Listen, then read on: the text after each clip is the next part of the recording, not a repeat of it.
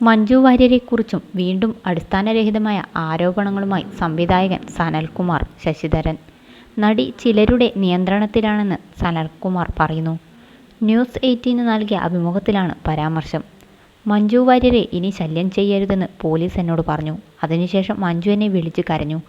മഞ്ജുവല്ല case കൊടുത്തത്. ഞാൻ എന്തു പറഞ്ഞാലും സത്യമല്ലെന്ന് ആളുകൾ പറയുന്നു.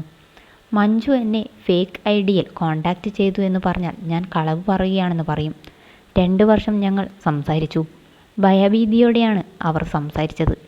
ഞാനുമായി കോണ്ടാക്റ്റ് ഉണ്ടെന്ന് അറിഞ്ഞാൽ ആ നിമിഷം കൊല്ലപ്പെടുമെന്നാണ് പറയുന്നത്. പക്ഷേ ഇത് ആരോട് പറയാൻ പറ്റും? ആരോട് പറഞ്ഞാൽ വിശ്വസിക്കും? മഞ്ജുവിന് സ്വതന്ത്രമായ പ്രസ്താവന നടത്താനാകില്ലെന്നും സനൽകുമാർ ശശിധരൻ വാദിക്കുന്നു. എന്താണ് തനിക്ക് വേണ്ടതെന്ന ചോദ്യത്തിന് താനല്ല മഞ്ജുവാണ് മറുപടി പറയേണ്ടതെന്ന് സനൽകുമാർ ശശിധരൻ പറയുന്നു. 2 പേരെയും വിളിച്ചു വരുത്തി സംസാരിച്ചാൽ തീരുന്ന പ്രശ്നമാണ്. അങ്ങനെയൊരു നടപടി പോലീസിൻ്റെ ഭാഗത്തു നിന്നും ഉണ്ടായിട്ടില്ല.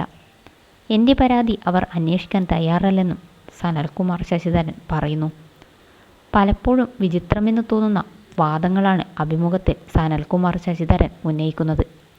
മഞ്ജു വാര്യരുടെ ജീവൻ അപകടത്തിലാണെന്നാണ് സനൽകുമാർ നിരന്തരം ഉന്നയിക്കുന്ന വാദം. ഈ വാദത്തെ എതിർക്കുമ്പോഴെല്ലാം പല വാദങ്ങൾ ഇയാൾ നിരത്തുന്നു.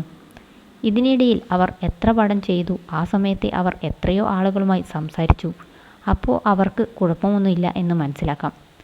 മഞ്ജുവിന് ഭീഷണിയുണ്ടെങ്കിൽ അവർ വന്ന് പറയണം. ഇതിൽ ഇടപെടാൻ ഇവന് എന്താ കാര്യം? ഇവൻ അവരുടെ ഗാർഡിയനാണോ? എന്നിങ്ങനെ നിരവധി കമൻറ്റുകളും വരുന്നുണ്ട്.